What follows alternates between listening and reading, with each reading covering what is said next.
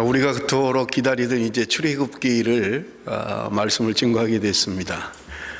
베드로전서를 설교하면서 우리가 지금 큐티하는 매일 성경의 본문이 이미 그 출애굽기를 시작했기 때문에 좀 늦은 감이 있습니다만은 오늘 본문의 말씀과 함께 우리 은혜를 나누기를 원합니다.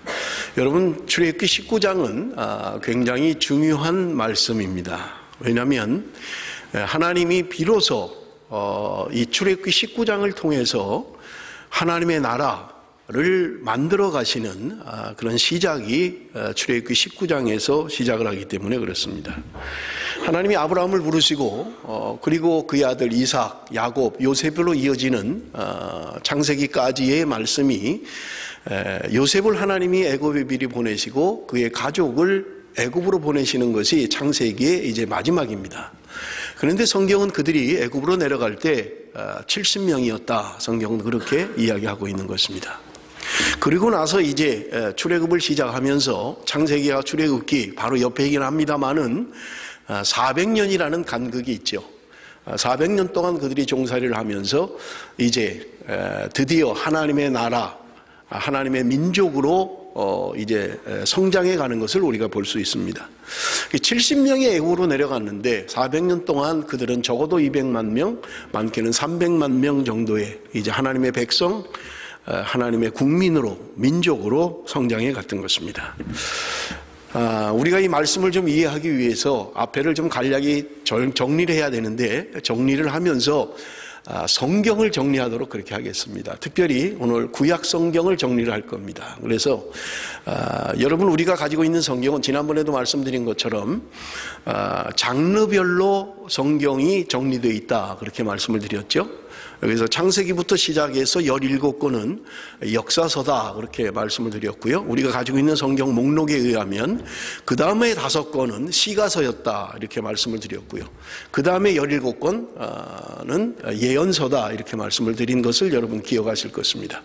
물론 역사서 17권 가운데는 우리가 율법서가 5권 있고 모세오경이라고 하는, 우리가 많이 들어봤죠. 모세오경이라는 창세기부터 신명기까지 5권을 우리는 율법서 이렇게 이야기합니다만은 역사서로 그냥 다 정리를 하면 크게 구약 성경은 세 부분으로 나눌 수가 있습니다.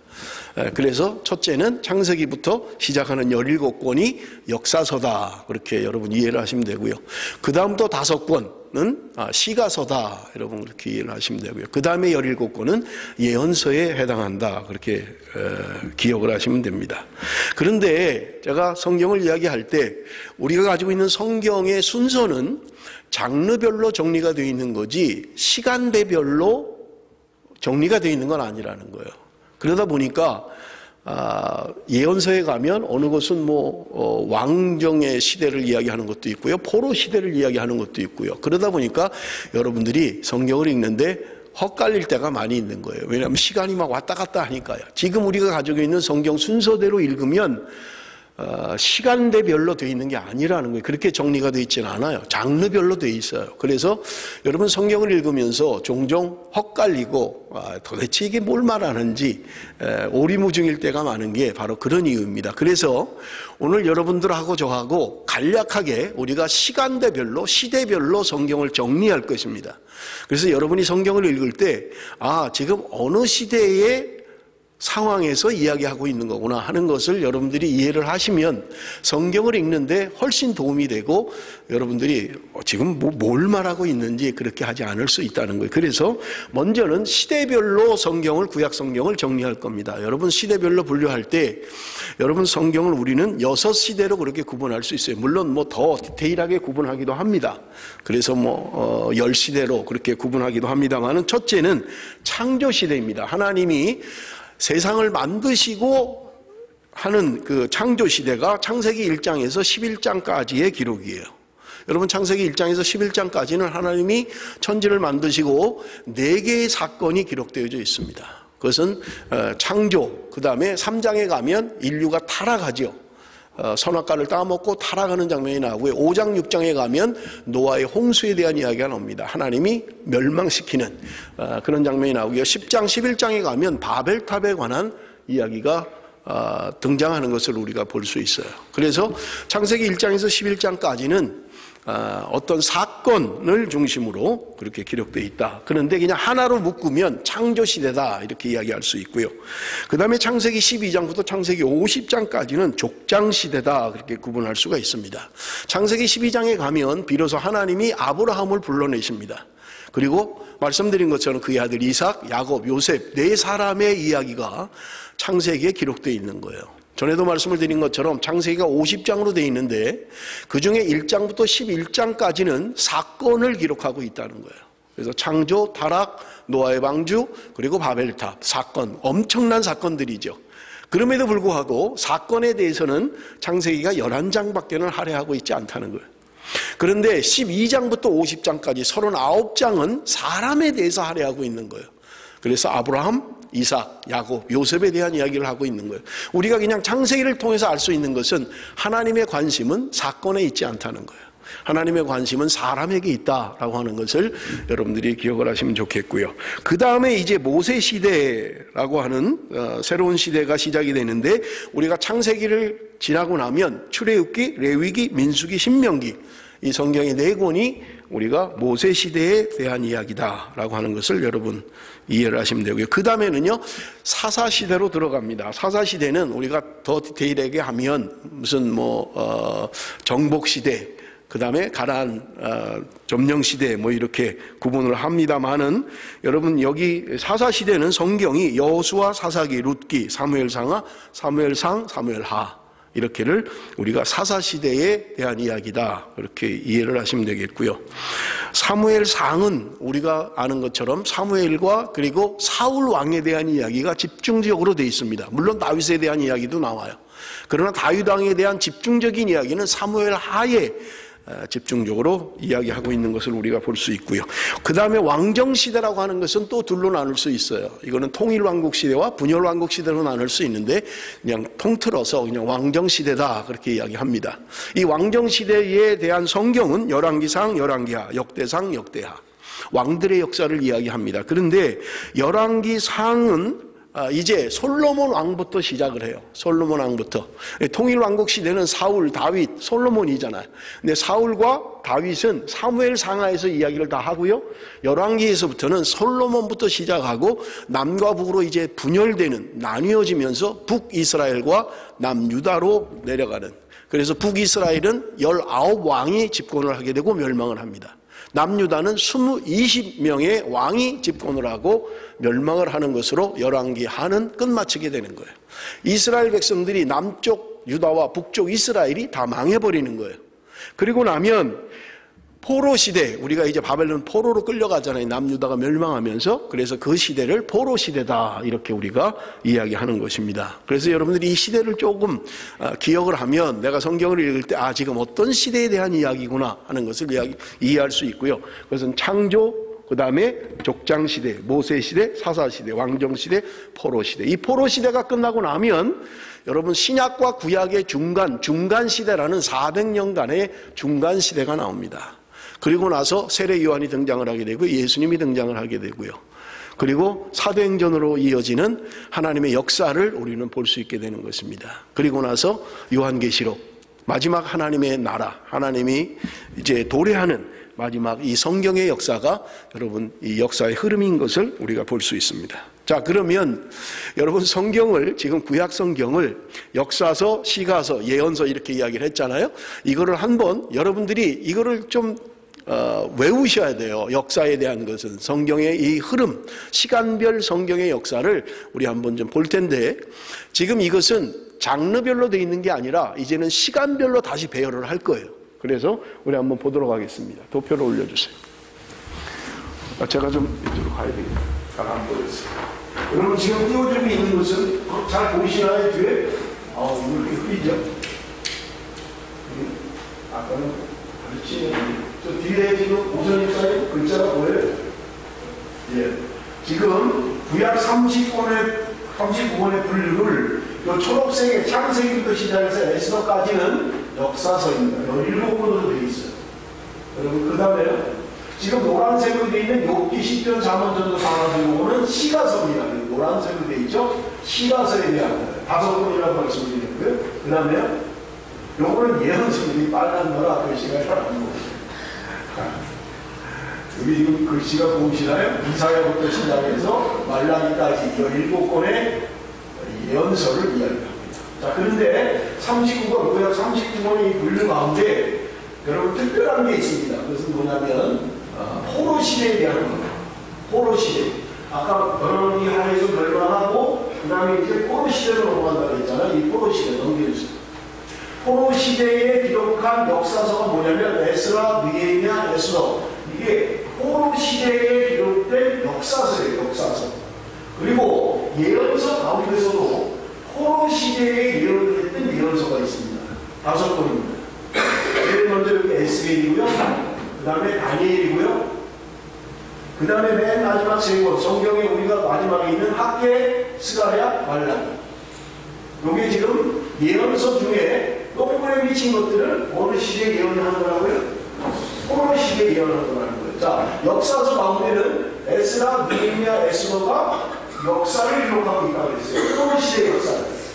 역사로는 에스라, 느헤미야, 에스더가 역사서로 성경이 있는 거고, 예언서 가운데서도 포로 시대에 돼 있는 것은 바로 이 5권, 에스겔, 다니엘, 그 다음에 학계, 스가랴, 말라기.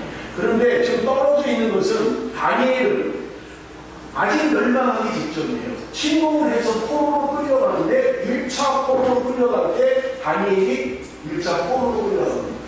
그리고 에스겔, 순서상으로는 다니엘이 먼저죠. 에스겔이 2차 포로 때 다시 끌려가게 됩니다.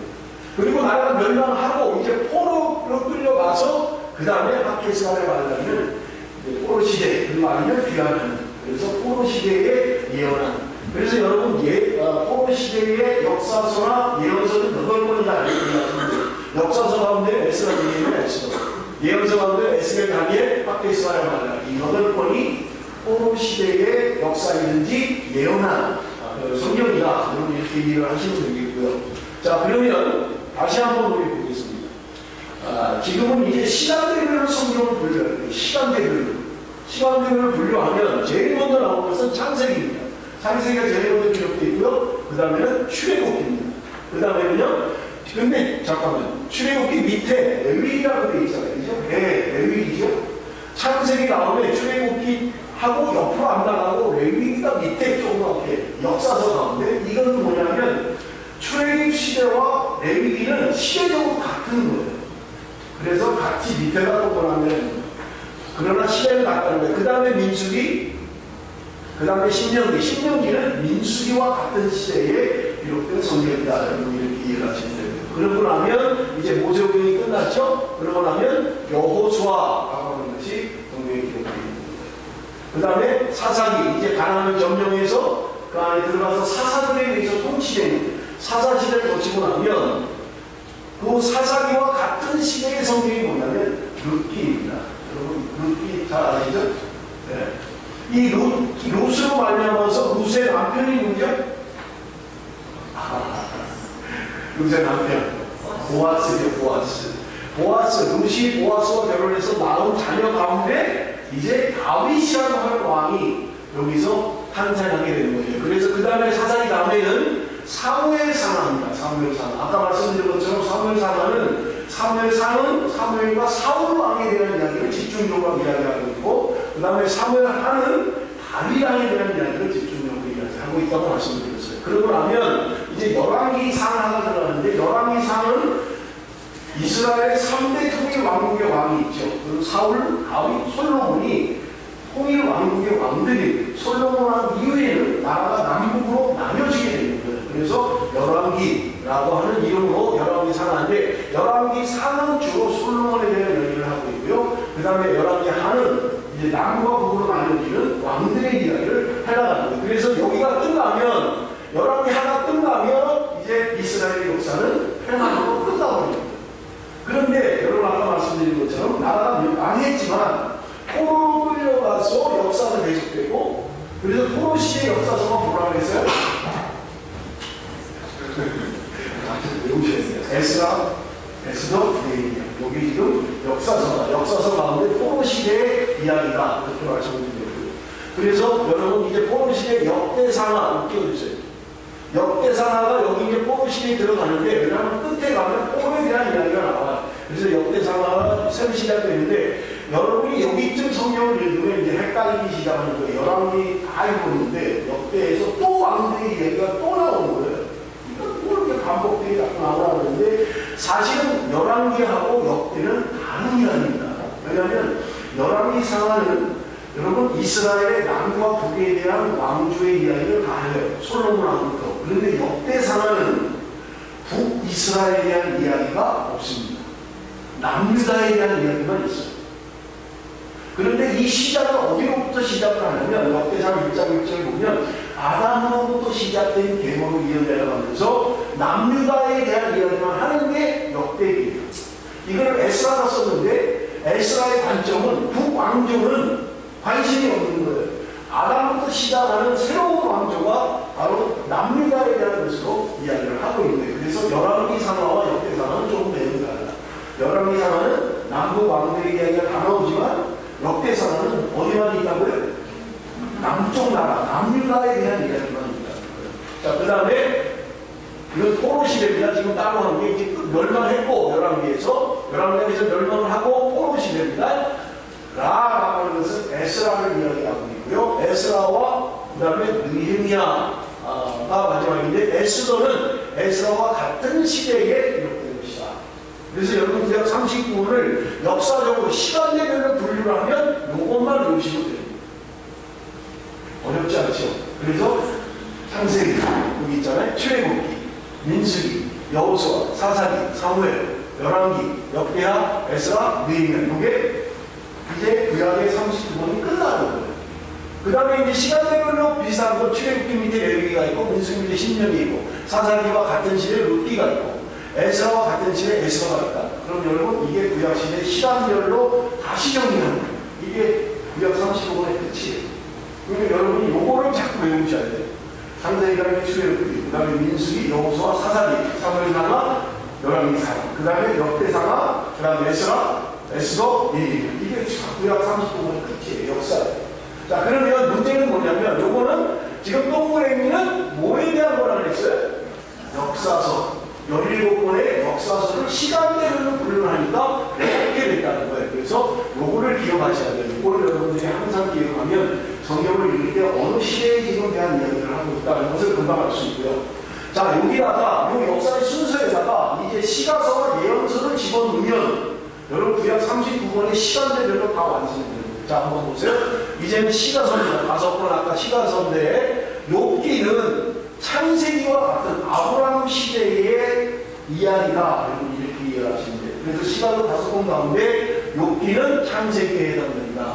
그 다음에 시편은 여러분 누구의 이야기가 제일 많습니까? 시편 누가 제일 많이 지었어요? 다윗이 제일 많이 지었잖아요. 근데 아까 다윗은 사무엘 하에 주로 이야기하고 있다는 거잖아요. 그죠? 사무엘 상은 사무엘에 대한 이야기를 주로 하고 있고 그래서 사무엘의 시편이 여기 들어요. 사무엘을 읽을 때 시편을 읽으면 지금 솔로몬 왕이 지금 이런 시대에 읽는 거구나 이게 도움이 된다는 거예요. 그 다음에 여러분 나머지 3권은 전도서, 이게 뭐예요? 잠언, 나가서 요 3권 제가 눈에 잘 안 보이네요. 전도서, 잠언, 나가 요 3권은 여러분 성경을 보면 솔로몬이 지은 것이다 이렇게 성경에 기록하고 있어요. 그래서 솔로몬은 열왕기 상에서부터 시작하는 솔로몬 왕의 이야기가 나오기 때문에 여러분 전도서, 잠언, 나가서는 열왕기 상을 읽을 때 읽으면 지금 솔로몬이 지은 이야기들을 이해하기 쉽다는 거예요. 자, 그럼 시가서 5권 끝났죠? 그럼 이제 예언서가 나왔어요. 예언서 17권을 어느 시대에 예언할 것인가 하는 것을 우리가 살펴보겠습니다. 자, 아까 여기 열왕기 시대에 지금 이거 흐려서 잘 안 보여요. 지금 여기 12권이라고 되어 있는 거예요. 12권. 열왕기 상하에 주로 그 열왕기 하 쪽에 예언서는 여러분 특징이 전부 다 이름이에요. 예언서 17권의 사람들은 다 이름입니다. 사람이에요. 이 17명의 예언자들이 주로 열왕기의 역사하고 사역을 했는데 주로 열왕기 하 쪽에 많이 역사했다는 거예요. 사역을 했다는 거예요. 12명이 열왕기 하 쪽에 사역을 했어요. 그런가 하면 이제 12명을 빼고 나면 5명 남죠. 이 5명은 포로 시대에 예언한 사람이에요. 자, 보겠습니다. 여기 지금 이사야, 미가예요. 요거는 지금 역대상하 때 예언한 선지자다. 그런 거예요. 그 다음에요. 요 라라고 하는 건 뭐라고 돼 있어요? 학게스가 잘 안 보이죠. 성경에도 안 보이죠. 학게스가라는 에스라 시대에 예언한 사람이에요. 그 다음에 마지막 하나 말라기는 맨 마지막, 이제 마지막 예언서로 모든 역사에, 이스라엘 역사에 이제 중간 시대가 있기 전에 포로 시대 마지막으로 여러분 말라기가 되어 있다는 거예요. 그래서 여러분 성경, 우리가 가지고 있는 성경 가운데 마지막 세 권, 학게스가야 말라기, 요게 이제 요 학게스가야 말라기가 포로 시대에 주로 되어 있는 거고, 요거는 조금 빨라요. 이사야하고 미가는 조금 빠릅니다. 포로 시대가 조금 빨라요. 그러나 포로 시대에 대한 내용이랍니다. 자, 그러면 여러분 구약성경 39권이 역사적인 순서로 정리가 끝나고, 그래서 여러분이 읽을 때 지금 어느 시대의 예언자구나, 이거는 역사서구나. 성경을 읽을 때 역사서와 시가서와 예언서는 내용이 달라요. 그래서 이해하는 것도 달라야 돼요. 읽는 것도 똑같이 읽으면 안 돼요. 왜냐하면 역사를 기록하는 것과 시를 기록하는 것과 그리고 예언하는 것은 내용이 다르다는 거예요. 그래서 여러분들이 읽을 때 이걸 주시해서 읽어야 되고, 지금 요 구약 39권이 여기 다 들어있는 거예요. 그래서 제일 기초는 동그라미로 되어 있는 역사서를 여러분이 바탕에다 하고, 그 다음에 시가서가 어디 들어있나? 욥기는 어디 들어있다고요? 어느 시대라고요? 창세기, 아브라함 시대. 이렇게. 시편은 어디요? 시편을 읽을 때는 조기 읽지 말고, 조기 가지고 해강을 하셔야지. 조기 읽으면 다윗왕이 많이 지었다고 했잖아요. 그래서 사무엘 하가 다윗이라는 이야기입니다. 그래서 사무엘 상하 시대에 시편을 읽어야 된다. 그러면 이해하기가 동일한 역사이기 때문에 이해하기가 쉽다는 거예요. 잠언, 그 다음에 전도서, 아가서는 솔로몬 왕이 지은 거다. 그래서 솔로몬 왕은 열왕기 상에 시작하는 거예요. 그래서 열왕기 상을 읽을 때 잠언, 전도서, 아가서를 읽으면 동일해요. 그런데 예언서는 주로 끝나는, 열왕기가 끝나는 시대에 집중되어 있어요. 여러분 우리가 아는 것처럼 북이스라엘은 721년에 먼저 멸망을 합니다. 그리고 나서 남유다는 주전 586년에 멸망을 해요. 그러니까 우리가 그냥 시간적으로 대충 계산해도 150년 넘게 남유다는 북이스라엘이 멸망하고도 존재했던 거예요. 그래서 이 남아있는 북이스라엘이 어느 왕 때까지는 같이 있었어요. 그런데 여러분 우리가 아는 것처럼 히스기야 왕 때서부터는 이제 북이스라엘이 없어지고 남유다만 내려가는 왕조로 갖게 됩니다. 그래서 주로 예언서가 집중되어 있는 게 어디냐면 남유다, 그것도 이제 멸망한 이후, 나머지 북이스라엘이 멸망한 이후에 집중돼서 예언서가 되어 있고 포로 시대에 있다. 그래서 예언서는 열왕기의 거의 마지막, 그리고 포로 시대에 집중해서 예언하고 있다. 그래서 이 예언은 너희들이 너희를 돌아오지 않으면 멸망하게 될 거다. 너희는 망하게 될 거다. 그리고 이스라엘은 새로운 메시아, 새로운 왕에 대한 이야기 하는 것을 예언해 놓고 있는 것을 우리가 볼 수 있는 것입니다. 그래서 성경 역사 가운데 이스라엘이 멸망을 하지만 포로 시대 가운데도 하나님이 소망을 주셨고 그들에게 말씀하셨고, 그리고 나서 그들에게 새로운 메시아, 이제 너희들이 새로운 다시를 왕이 이 땅에 오시게 될 것이다 라고 하는 것이 성경의 예언서들이라는 거예요. 그래서 세례요한이 이 땅에 오고 그리고 예수님이 이 땅에 오시는 것입니다. 자, 여기까지가 여러분 역사서, 제가 몇 번 반복을 자주 할 겁니다. 그래서 여러분들이 기억을 자꾸 하셔야 돼요. 그래서 지금 성경이 어디쯤 가고 있는지 여러분들이 자꾸 이해를 하시는 게 도움이 된다는 말입니다. 자, 그러면 이렇게 역사적으로 시간적으로 성경을 정리를 해도 여러분 성경을 읽는데 어려움이 있어요.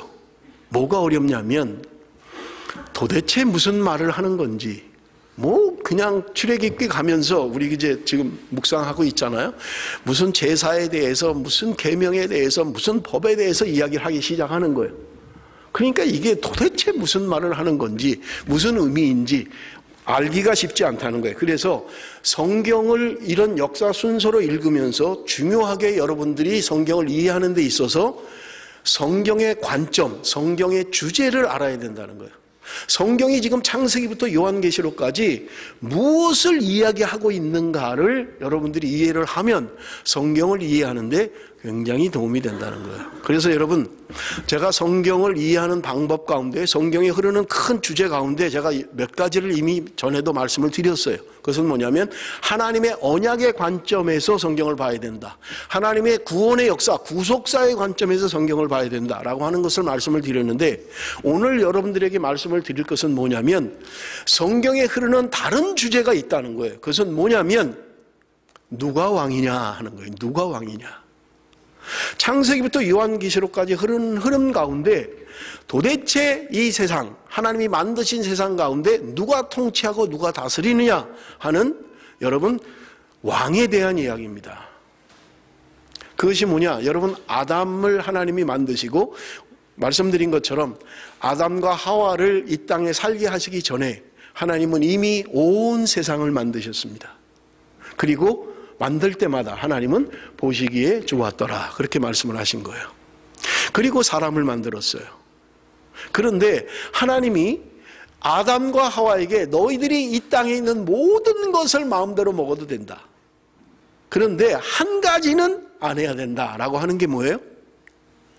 창세기 3장에 기록되어 있는 선악을 알게 하는 나무의 열매, 선악을 알게 하는 나무의 열매를 먹지 마라. 여러분, 우리가 성경을 읽다가 여기 가면 좀 의식이 있는 사람은 의문이 생기는 거예요. 왜 하나님이 선악과를 만드셨을까? 그거 안 만들었으면 타락도 안 할 건데, 그거 안 만들어 놨으면 범죄도 안 할 건데, 하나님이 왜 거기에 꼭 그 하나를 만들어 놓고 그걸 먹게 했을까?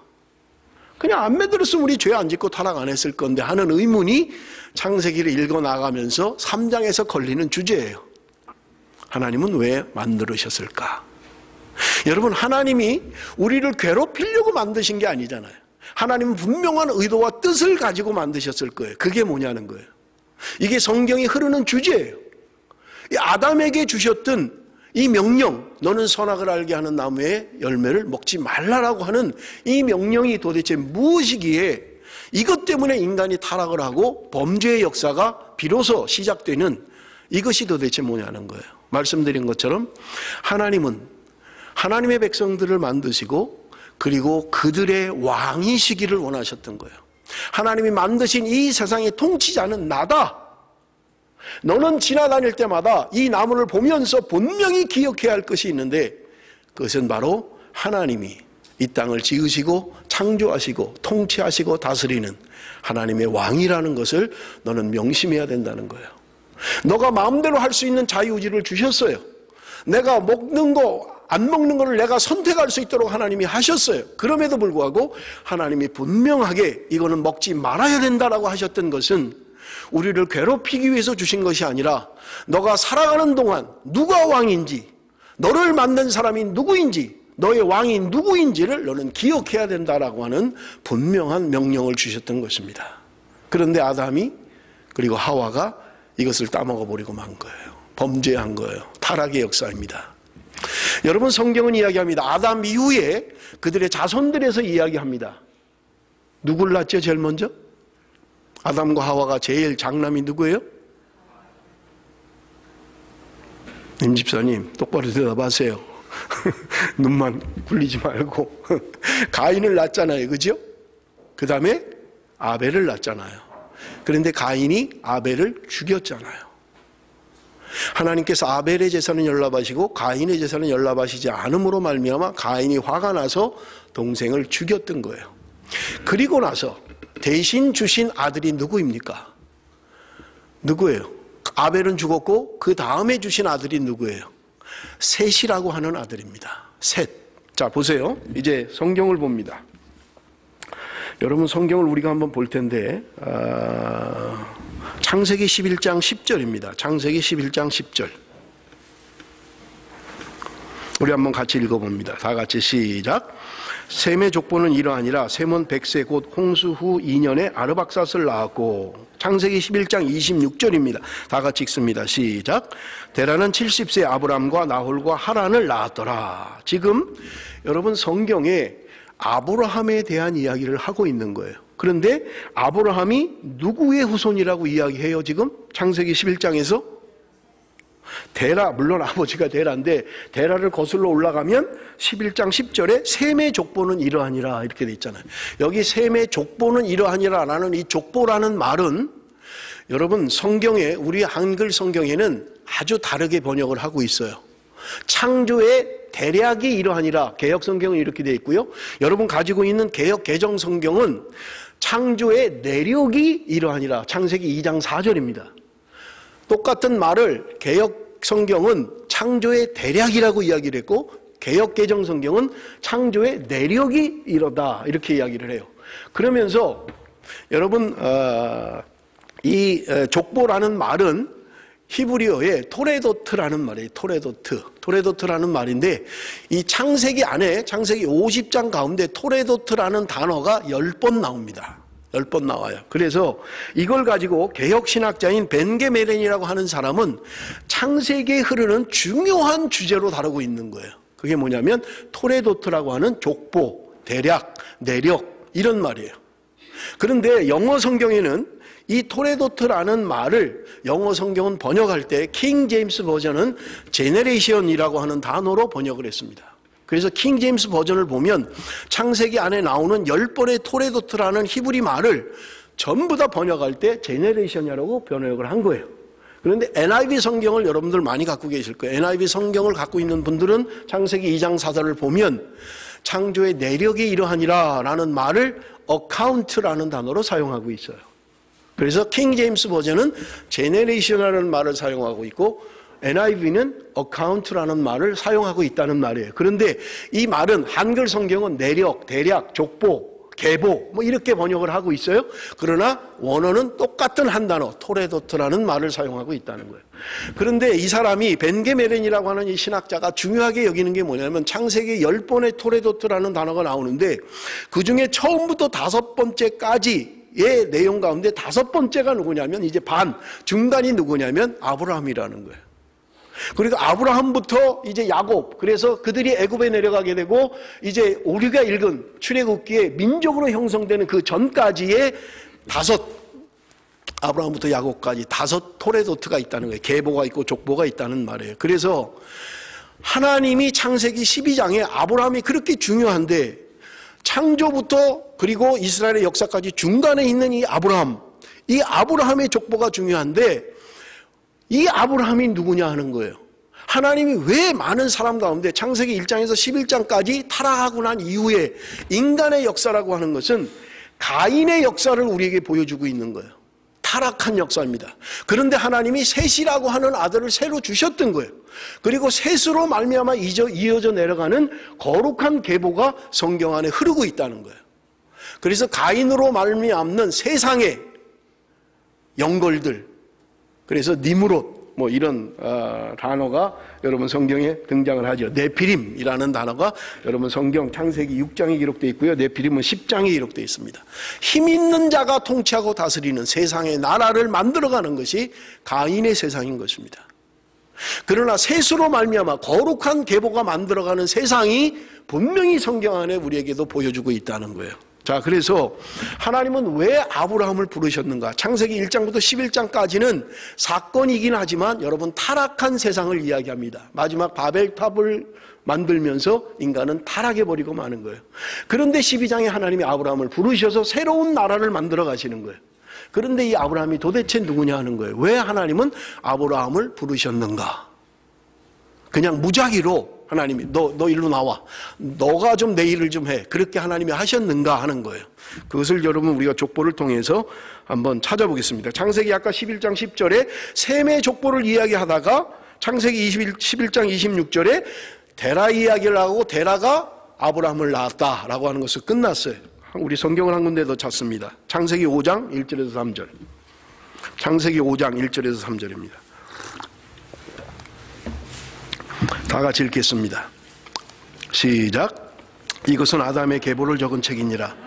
하나님이 사람을 창조하실 때 하나님의 모양대로 지으시되 남자와 여자를 창조하셨고 그들이 창조되던 날에 하나님이 그들에게 복을 주시고 그들의 이름을 사람이라 일컬으셨더라. 아담은 130세에 자기의 모양 곧 자기의 형상과 같은 아들을 낳아 이름을 셋이라 하였고. 자 보세요. 창세기 5장에 아담의 계보, 아담의 족보를 이야기하면서 아담이 130세에 누구를 낳았다고 이야기해요? 셋을 낳았다는 거예요. 자 그럼 보세요. 아담의 첫째 아들은 가인이었잖아요. 그리고 둘째 아들은 아벨이었잖아요. 물론 가인이 아벨을 쳐 죽였어요. 그런데 성경에서 아담의 후손으로 아담의 아들로 이야기하고 있는 것은 첫째 아들 가인을 이야기하지 않고 셋을 이야기하고 있다는 거예요.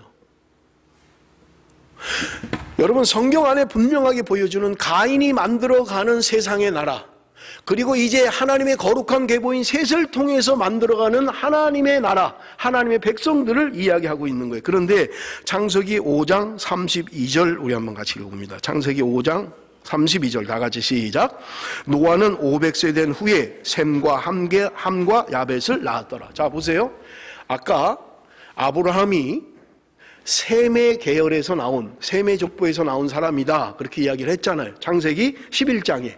근데 창세기 5장에는 그 셈이 아담으로부터 시작을 해서 셋으로 말미암아 이어져 내려오는 그 계열에서 노아의 아들로 셈, 함, 야벳이 탄생했다는 거예요. 그리고 그 셈은 바로 아브라함의 조상이었다. 성경은 이렇게 말하고 있는 거예요. 그렇다면 아브라함은 누구의 조상이에요? 누구의 계보에서 나온 사람입니까? 셋의 계보에서 나온 사람이라는 것을 이야기하고 싶은 거예요.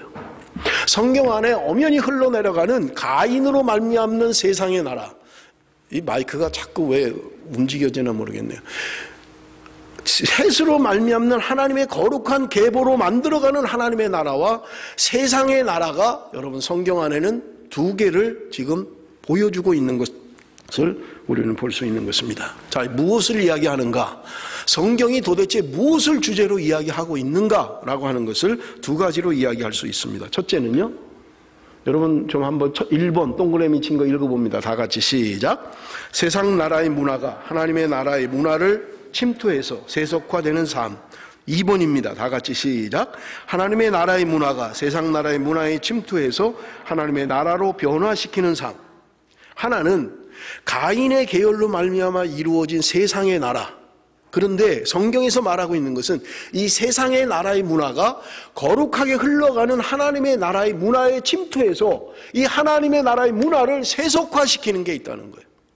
그런가 하면 하나님의 나라의 문화가 세상 나라에 침투해서 세상 나라를 하나님의 나라로 변화시키는 이러한 두 가지의 일이 있다는 거예요.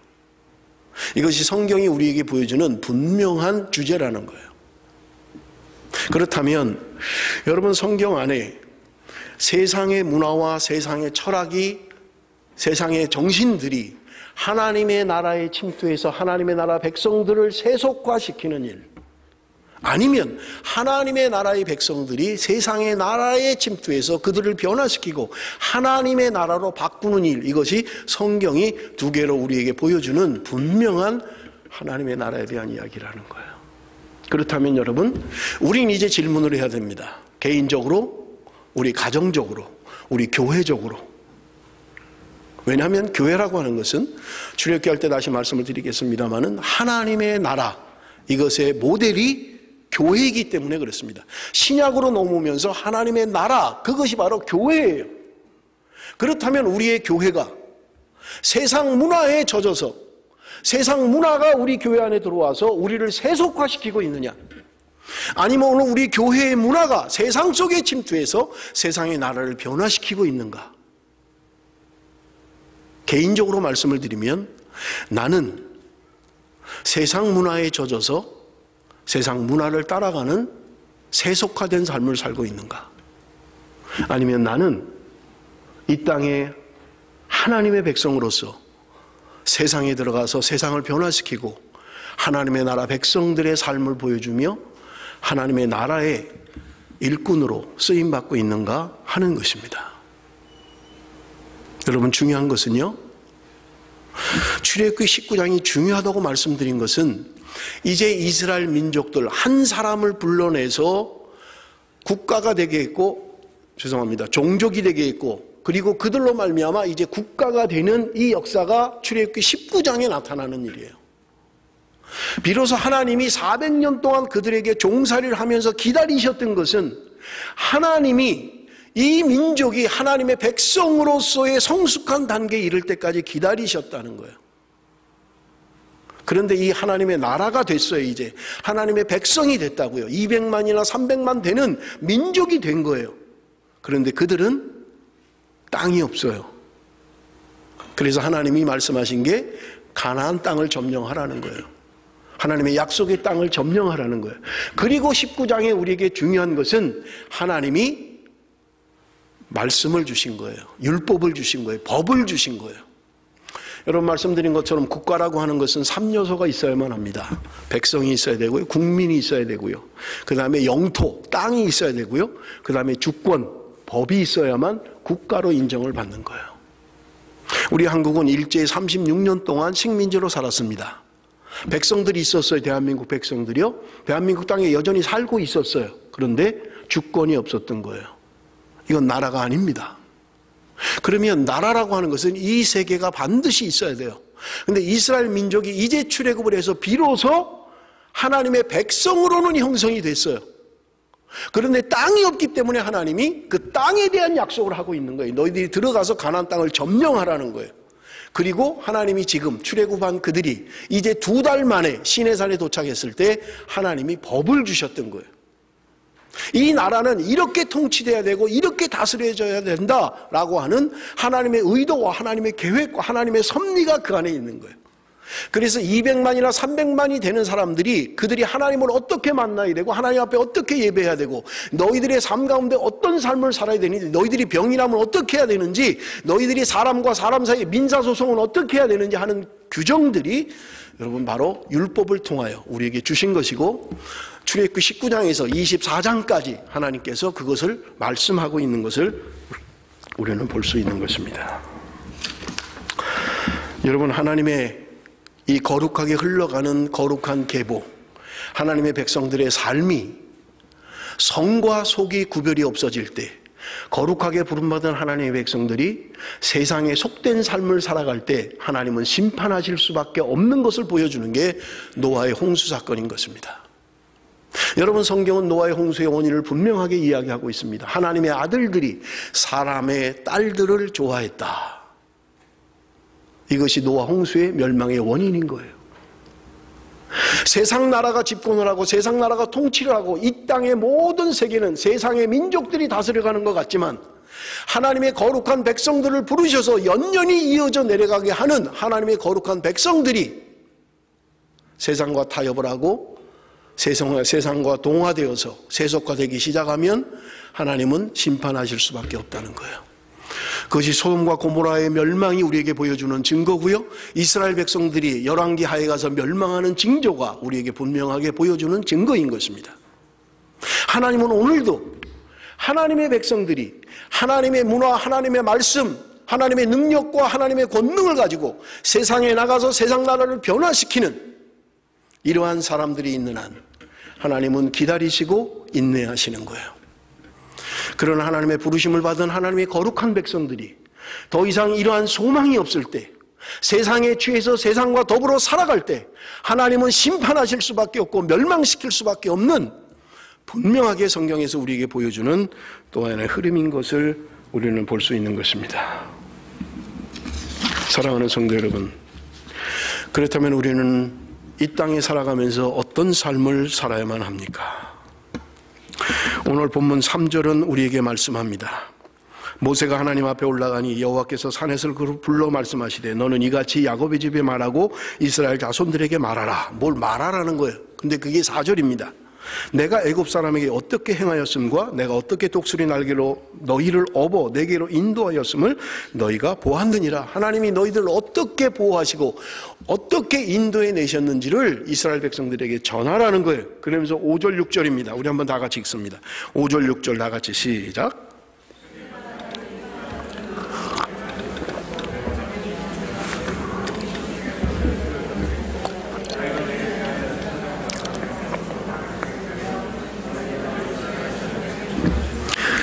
여러분, 드디어 하나님의 백성이 됐고요. 이제 하나님께서 그들과 언약을 맺기를 원하십니다.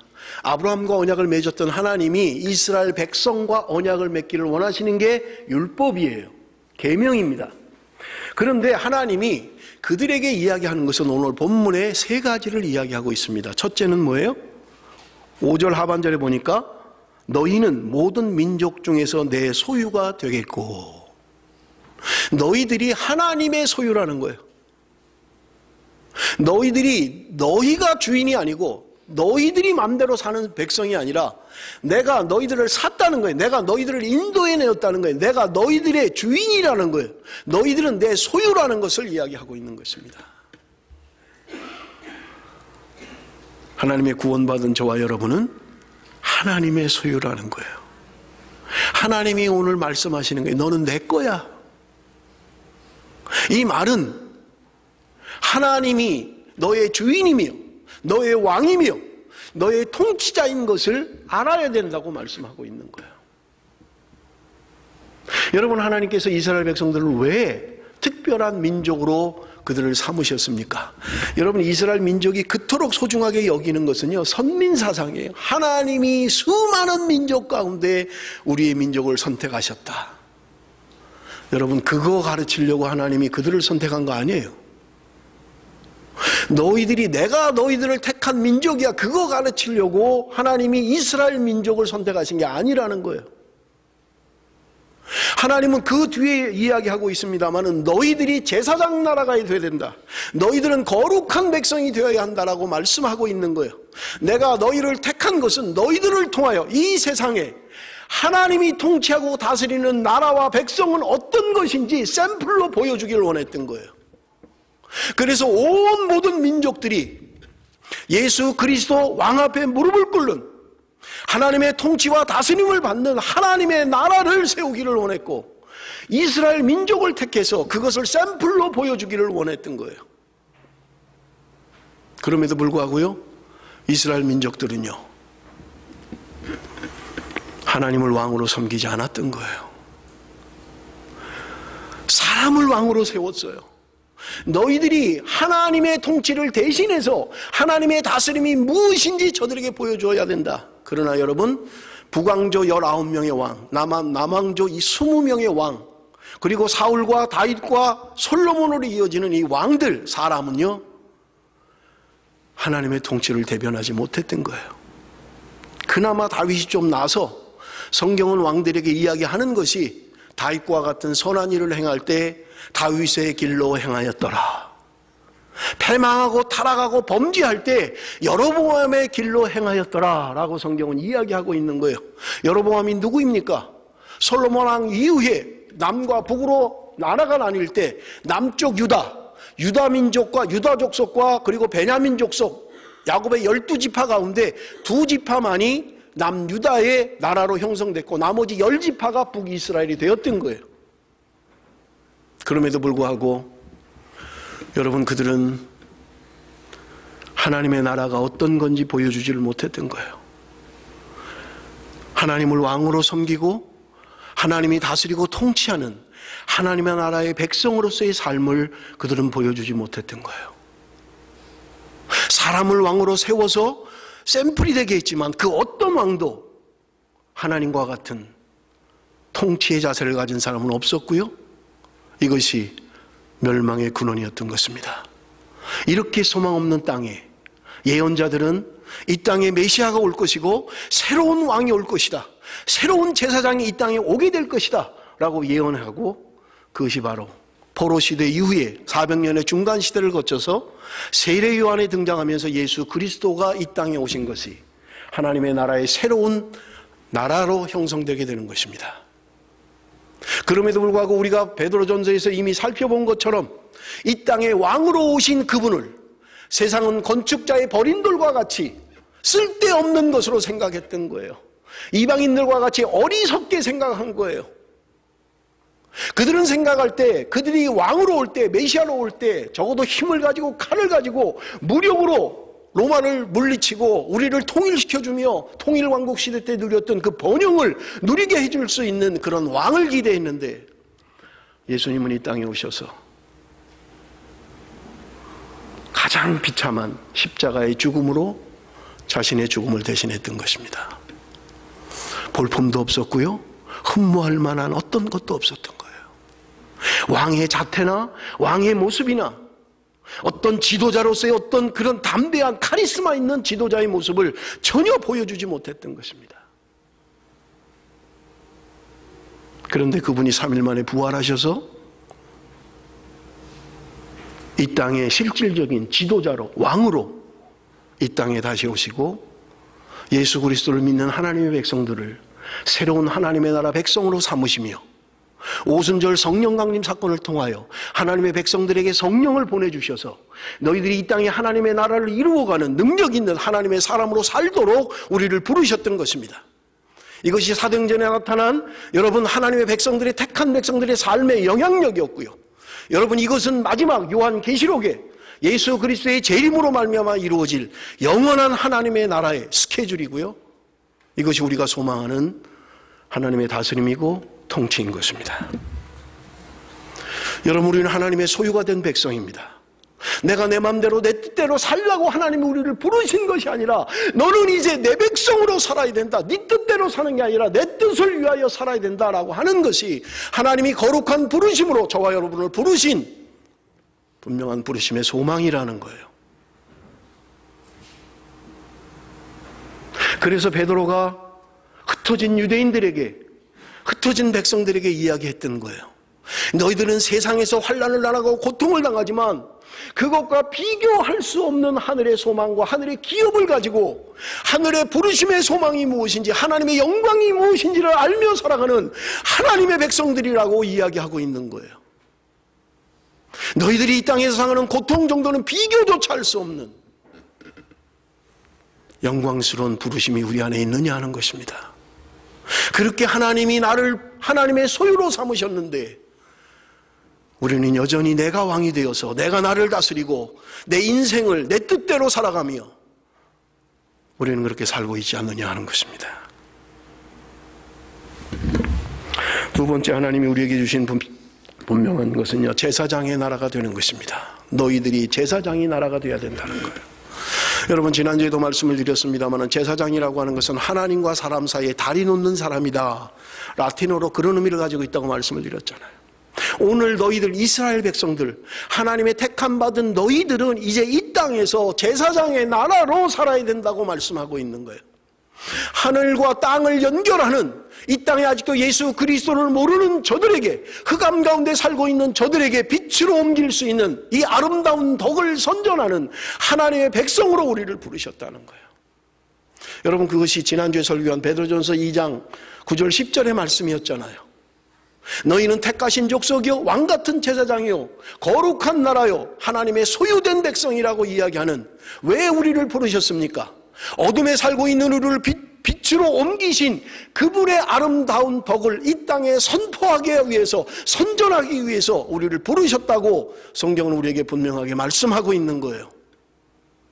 여러분, 이것은 단지 내가 예수 믿고 구원받은 개인 구원회로 만족하고 살으라고 우리를 부르신 것이 아니라 하나님의 나라 백성으로 살고 하나님의 통치를 받으며 이 땅에서 하나님의 문화를 가지고 하나님의 말씀을 가지고 세상을 변화시키고 세상을 뒤집어 엎는 하나님의 백성으로 살라고 하나님이 우리를 부르셨다는 분명한 사실인 것입니다.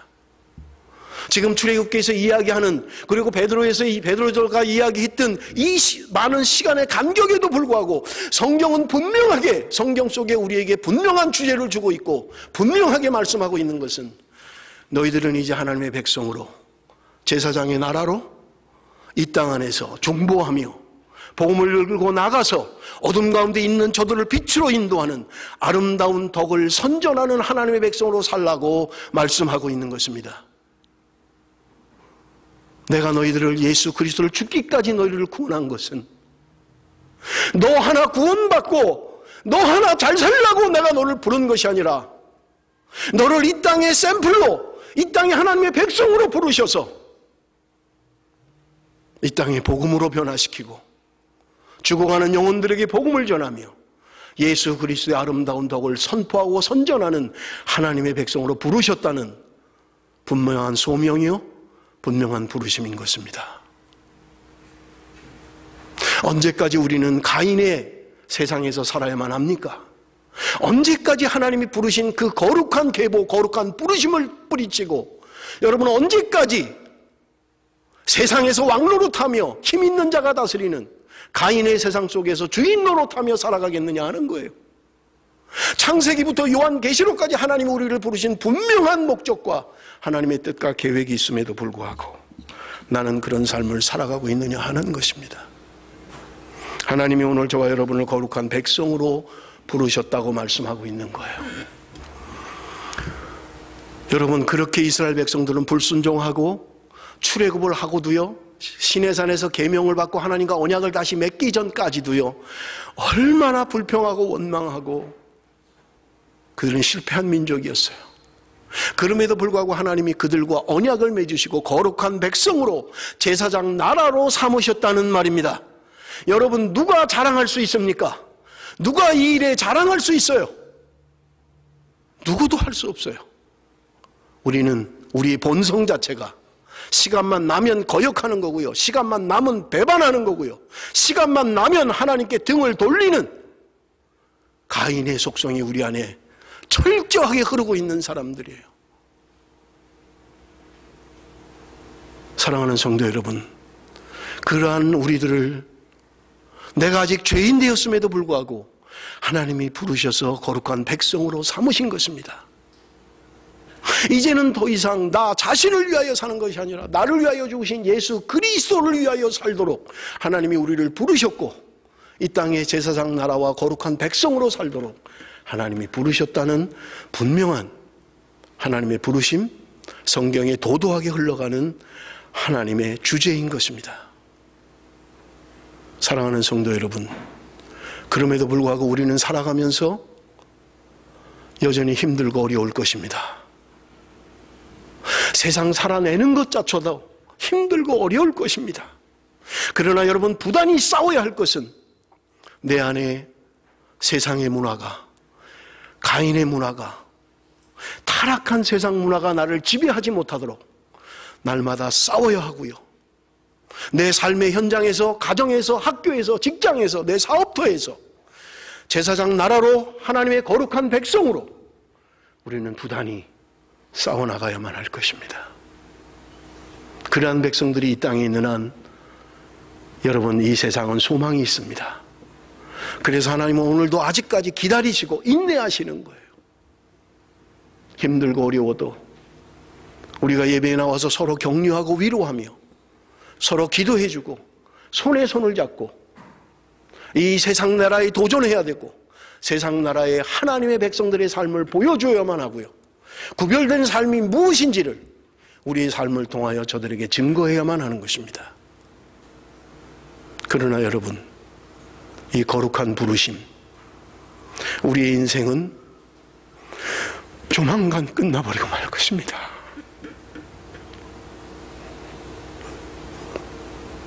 그 거룩하신 하나님 앞에 섰을 때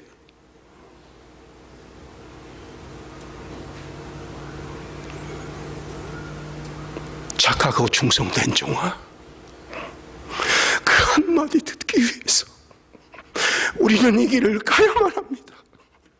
억지로 힘들게 가는 게 아니라 우리의 부르심의 소망이 무엇인지, 하나님의 영광이 무엇인지를 바라보며 여러분, 한 걸음 한 걸음 주님을 향하여 우리는 달려가야만 합니다. 이렇게 우리를 부르셨고 우리를 이렇게 한 교회를 섬기도록 하나님이 부르신 것입니다. 주님의 피로 값주고 사신 교회를 통하여 하나님은 오늘도 제사장 나라를 삼으며 거룩한 백성을 삼으며 이 땅에 세상의 나라를 변화시킬 하나님의 교회로 우리를 사용하길 원하시는 것입니다. 사랑하는 성도 여러분, 이 소망을 가지고 우리 함께 힘들고 어려워도 우리는 가야만 합니다. 둯대를 향하여, 하나님이 주신 부름의 소망을 향하여 우리는 함께 손에 손을 잡고 서로 격려하며 위로하며 우리는 함께 가야만 하는 것입니다. 기도하겠습니다.